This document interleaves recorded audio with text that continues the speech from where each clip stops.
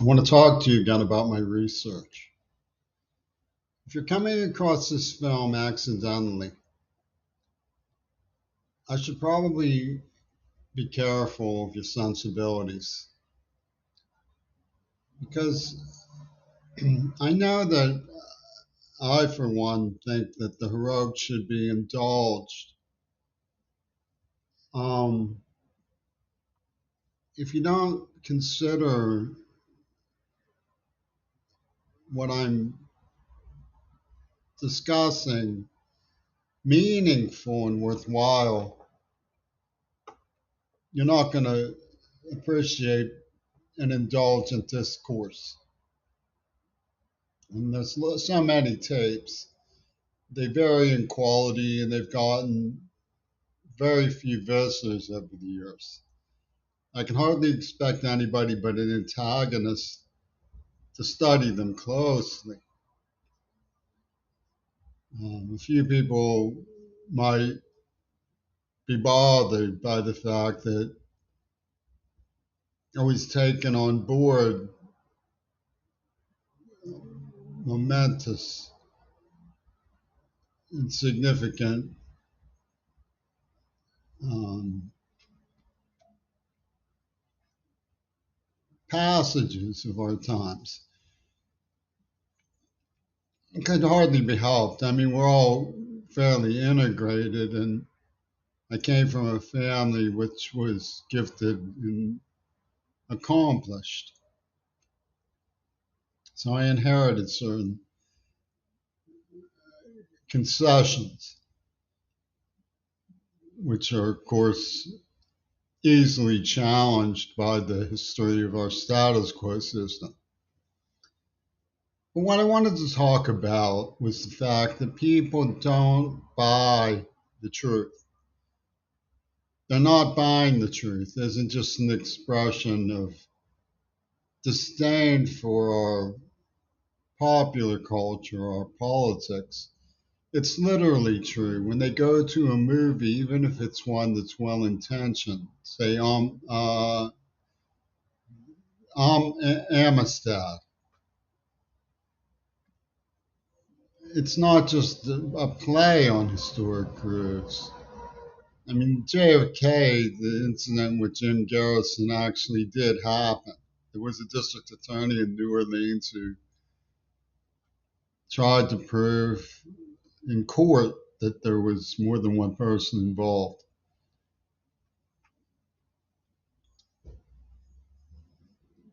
That actually happened. Not that his case was um, sufficient to address everything that went on, but it really did happen. And Amistad is based on truth. But even in those cases, people aren't buying the truth. They're buying a representation, a celluloid cinema presentation about something that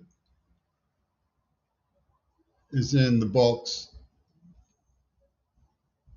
And usually people don't go to those movies when they're even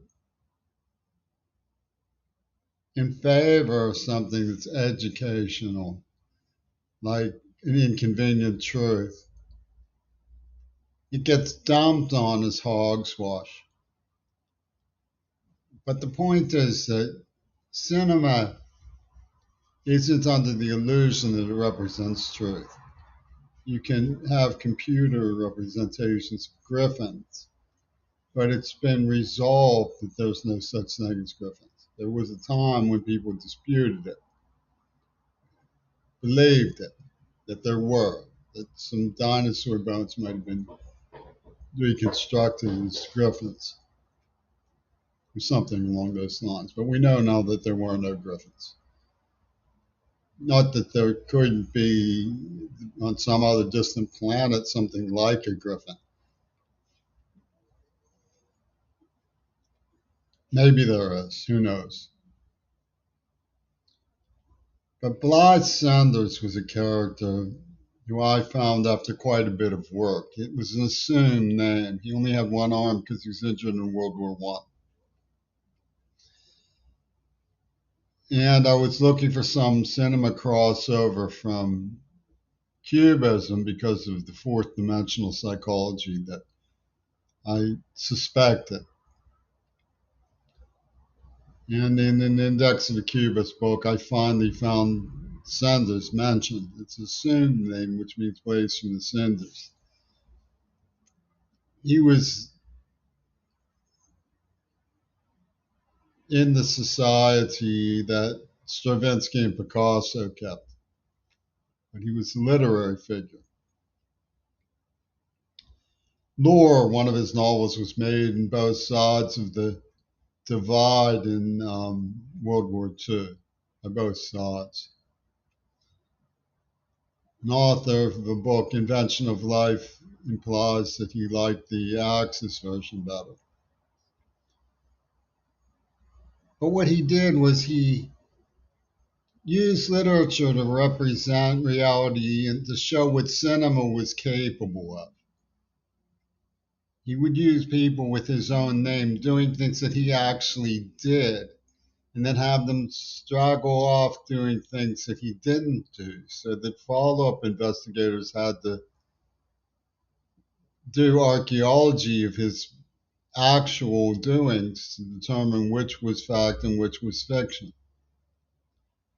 And he gave people different names doing things that he did, and likewise used his name to represent things that actual people did that he didn't do.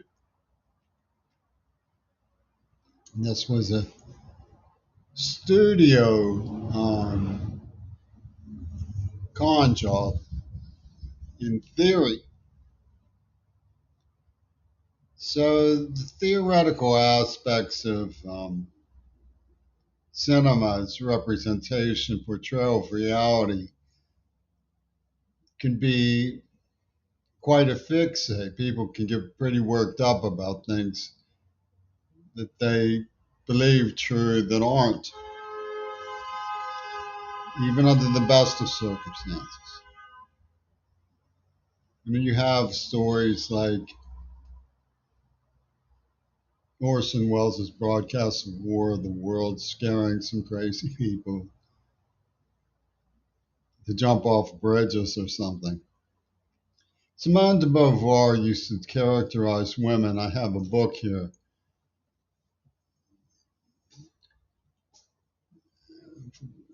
Great conversation. It's about philosophy.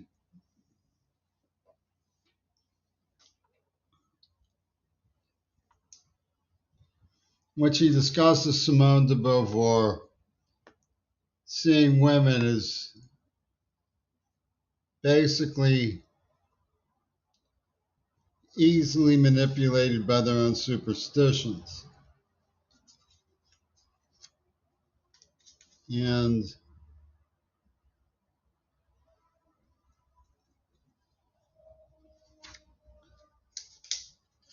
believing in folk tales and magic.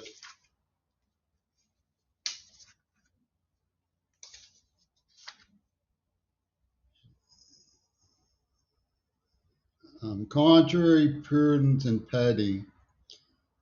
De Beauvoir is severe in her judgment on women's character. Woman is contrary, prudent, and petty, lacking in a sense of fact and accuracy, false theatrical self-seeking, passive, without a grasp on reality, a believer in magic and telepathy, astrology, mesmerism, theosophy, table tipping, clairvoyance, faith healers, answered prayers, unfamiliar with the use of logic, a believer in intuitions, servile, lacking in real pride, resigned but also resentful, likely to believe that Hurricane Dolly appeared because of Dolly Parton or Charlie Mingus. But why is that? It's not because of her hormones or womanly body or floating uterus. Not because these characteristics manifest the essence of woman, because of her situation. Because she is compelled to devote her existence to cooking and washing diapers no way to acquire a sense of grandeur. So duty to assure the monotonous repetition of life in all its mindless factuality. Her life is not directed towards ends. She is absorbed in producing and caring for things that are never more than means, such as food, clothing, and shelter. The woman is shut up in a kitchen or in a boudoir, and astonishment is expressed that her horizon is limited. Her wings are clipped, and it is found deplorable that she cannot fly. Now, this is a stereotype created by a feminist emancipationist, not by a bigot. The confusions that are caused by media and the crossover between fact and fantasy only has limitations in its abuse in the hands of the willingness, in terms of the willingness of it to be used for strategy. We see media manipulating, falsifying all the time, and being challenged as falsifying when it isn't. We're in pretty dire straits when it comes to the ethics of media.